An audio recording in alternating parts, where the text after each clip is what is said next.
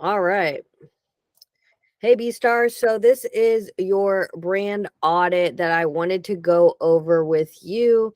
What I'm going to do is basically go through this audit with you and also just give you some dialogue around what I think, just because, sending the file itself is cool, but I really want you to understand, where I'm coming from. So we're going to go right over here. Let me just zoom out a little bit so you can see the full thing. Okay, so this is a PDF. First of all, you can click everything underlined. So let's get into it. This is the brand audit. Let's go to the first page. So B Star, as I said, we're going to cover the digital properties related to your brand, identify pitfalls, area for opportunity, monetization opportunity, and discuss some tools, tactics, and resources to help implement and bring your brand up to speed. So the first thing that I wanted to go over was Spotify. And again, I'm going to include the chart metrics report with this audit. That's a separate PDF you can dive into. Some of these screenshots are from chart metrics. So with that being said, I did notice that your Spotify is indicating a strong listener base, but there are a few areas of opportunities to increase the conversion rate for the fans down here. And ways that you can do that are basically you can run pre-save campaigns. I give you a link to our partner Smart Noise. Geo over there is amazing, super easy platform to use. You can include call to actions in your Spotify canvas, right? I know you're a videographer. I know you got video on lock. You could just quickly add either a flash or a transition or something that indicates, hey, go ahead and add this to your playlist. Even just a quick arrow flash to the plus button on Spotify, previously the heart, would encourage listeners to do that. Because really that's the only metric here that, needs to be improved. You can also run social campaigns that encourage existing fans to save and add your song to their playlist. You'll see that a lot of times on TikTok or Instagram. Artists will be like, once I have X amount of saves or X amount of playlist ads, then I will XYZ, right? It's now about involving the fans in your journey, not just giving them a viewer seat, but giving them an immersive seat so they can feel part of your success, right? And invested emotionally in your success. And then another alternative way to increase this conversion rate is getting people you know personally and in your network to add you to their personal playlist, right? Like if you got, a bunch of colleagues say, hey, do you mind just adding me to your playlist really quick because it really helps me out? Or if you're into that, you could just be like, hey, can I borrow your phone? And then go ahead and add yourself to their playlist. I do think you are an excellent candidate for editorial playlisting campaigns because your mapping is already there. Your Spotify recommendation algorithm is already doing well. And I'll go into that in the next slide. So I do think you should consider editorial playlisting campaigns. I know when we originally spoke, we talked about Instagram seeding and your budget was around 3K. I personally think that 3K would be better utilized in the editorial playlisting campaign. And then you can take the fact that you landed editorials and use that in a social campaign. But again, all the links are clickable. Feel free to click them. Um, on the Spotify as well. So there are several people named B Star. One has like an asterisk and one has like two R's, but you're still coming up first and foremost, which is great on Spotify.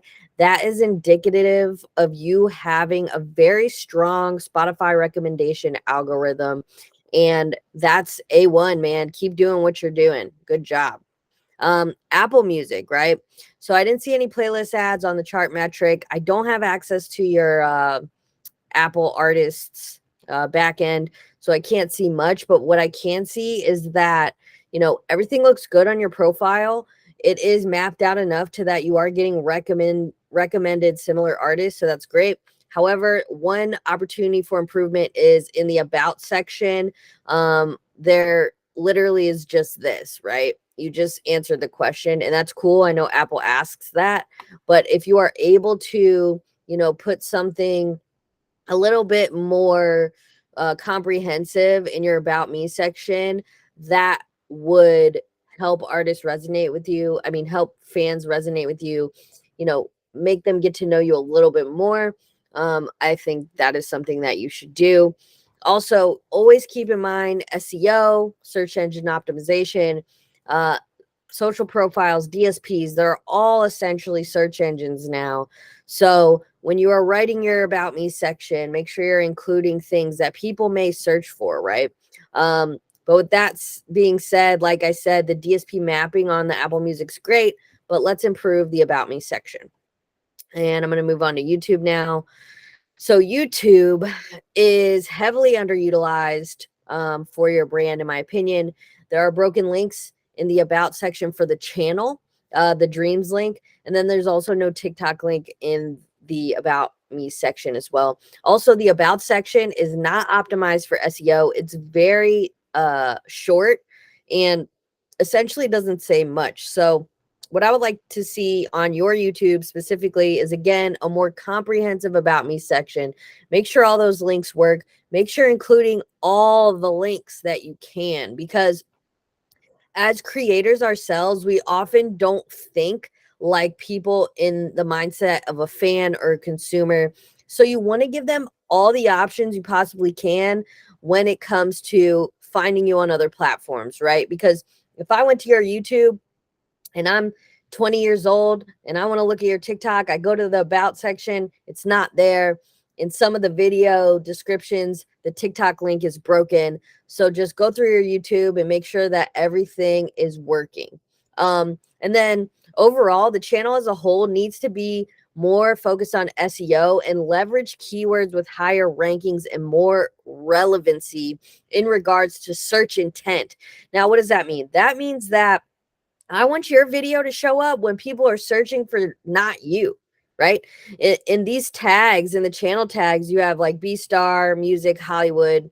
Well, if someone searches Hollywood, what's the probability they're looking for, you or an artist or even listening to music, right?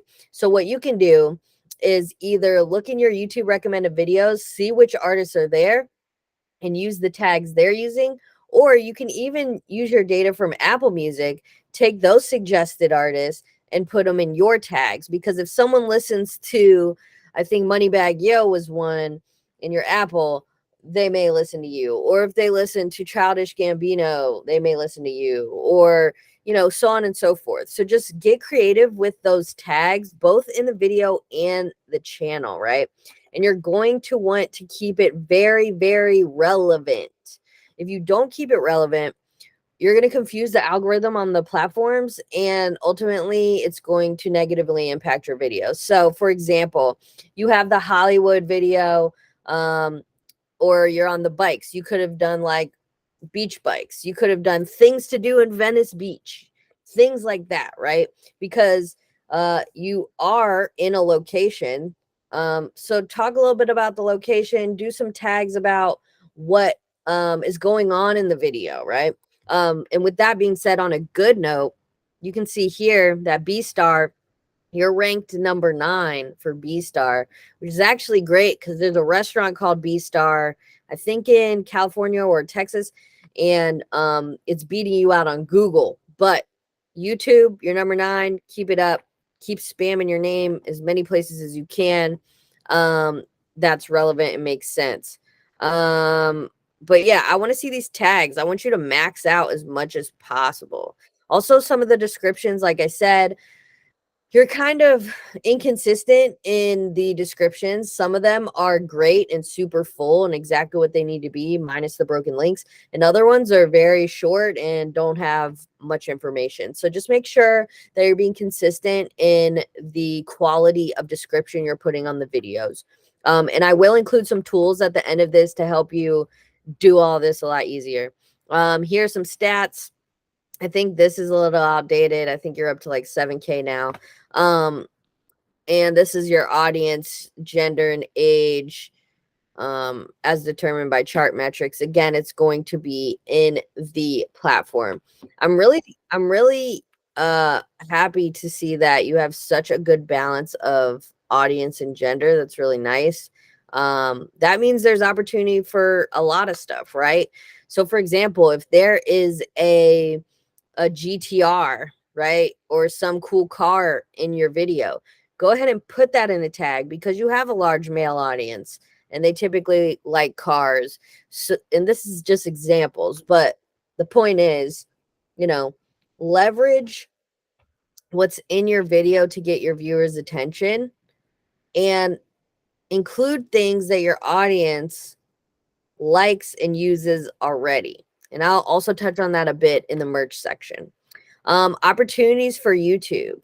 So I did notice there is not a lot of you know, backlinks, meaning links to the videos, which does affect the SEO and the search rankings in YouTube. So what I would say is go ahead and get some blog articles. They don't have to be super big ones. They don't have to be super expensive.